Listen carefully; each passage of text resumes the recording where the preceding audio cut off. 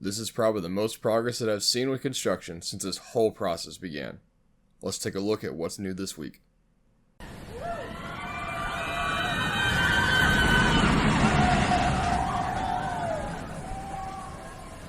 What's up guys, Dr. Coaster here on behalf of the Georgia Coaster Connection, and welcome back to another ArieForce One Construction update. Before we get started, I just want everyone to know that all photos and footage included in any of these construction updates are free to use with credit.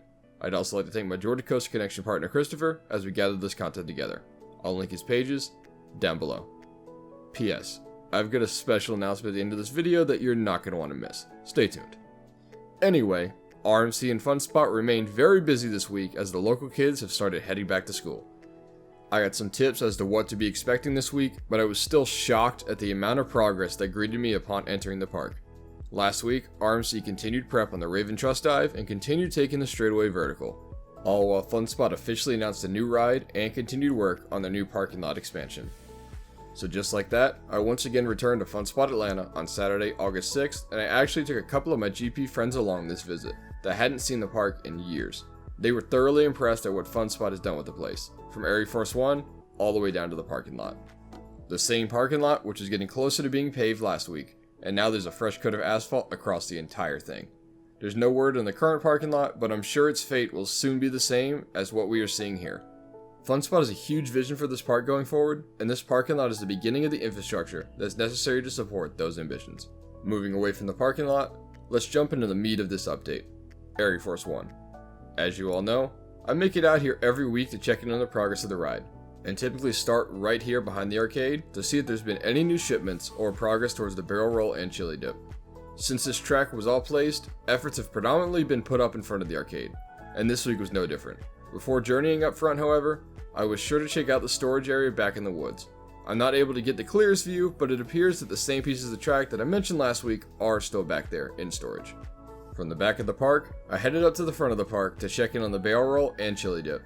Not much has changed here, but I noticed recently that the concrete is marked for the supports heading into the barrel roll, and there's also a new set of supports sitting right nearby as of this week.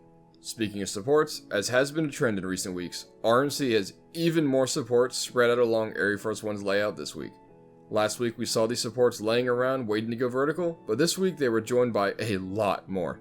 These supports are all organized by number and are ready at a moment's notice to go up seemingly overnight like the others have. As for this section of supports on the other side of the walkway, these supports standing here are what will eventually be the quad down, and you can even see the profiling starting to take form. The big drop will eventually fly over the ticket booth seen here, over the walkway, and up into the barrel roll to throw you over the arcade and into the turnaround. These supports will all eventually work together to hold up this section of the ride, and possibly a walkway for guests to walk under the coaster as they head towards other rides at the park. The supports here that went vertical last week went vertical almost immediately after the concrete was poured, and the same can be said for the new supports seen here. We saw some other supports pop up last week nearby, but at first glance, you're probably noticing that these supports look a little different than the rest. And you would be correct, because these new supports I'm showing you will be a part of the transfer track for ArieForce One. Hopefully, this is an element of the structure we won't have to see being used very often, as that would mean either one train operations or maintenance issues in general. But it's still very cool to see this taking shape. An observation I made when checking out this new section of the structure was how high off the ground this portion of the ride is going to be.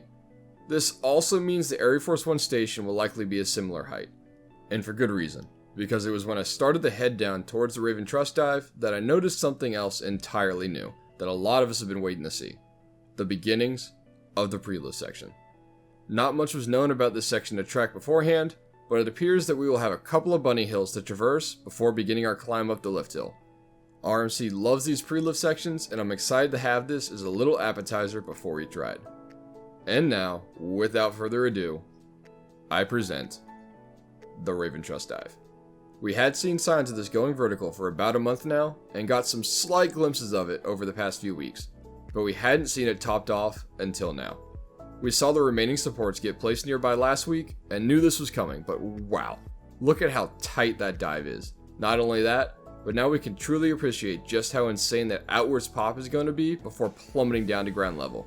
The Raven Truss dive is certainly going to put a new twist on your traditional dive loop when this coaster opens to the public. RMC was also out there as I left the park this visit to continue installing the remainder of track to this soon to be epic element. Once we've seen this track installed, it's on to the rest of the track, which has been stored nearby for some time now.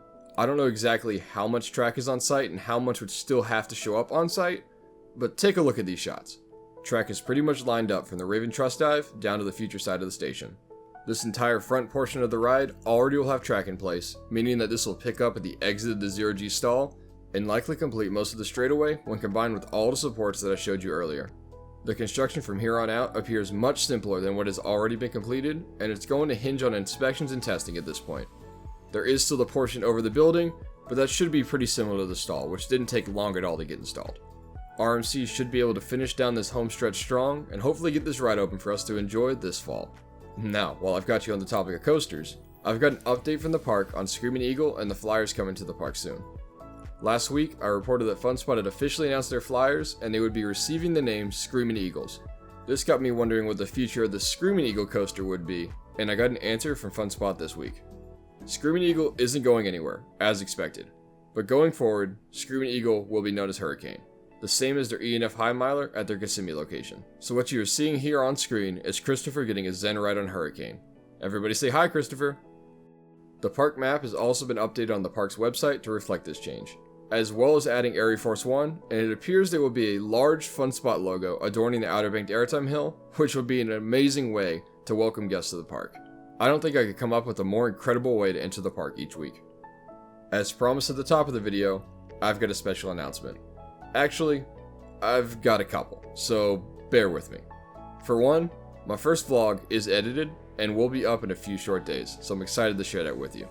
Come along with me behind the scenes as I create one of these updates and learn a thing or two about the guy behind the camera. And lastly, Christopher, myself, and a slew of other Georgia coaster enthusiasts would like to invite you out to the first ever Georgia Coaster Connection meetup on August 21st at Six Flags Over Georgia. If you've ever wanted to connect and meet other coaster enthusiasts, this is a great place to do just that. We'll be meeting up at 11 a.m. right over by Twisted Cyclone, and we're looking forward to riding coasters together throughout the day. We can't wait to see you all there, and no, you don't have to be from Georgia to attend this event whatsoever. You just gotta have a great attitude and a passion for coasters. Thank you all for watching. That was the 22nd of many ArieForce One construction updates to come. If you don't want to miss out on more construction updates like this, then be sure to subscribe to the channel, as many more of these will be coming out, leading up to the opening of the ride. If you haven't already, then also be sure to follow Georgia Coaster Connection over on Instagram, your home for all things ArieForce One. If you're feeling inclined, then you can follow me as well, at Dr_Coaster.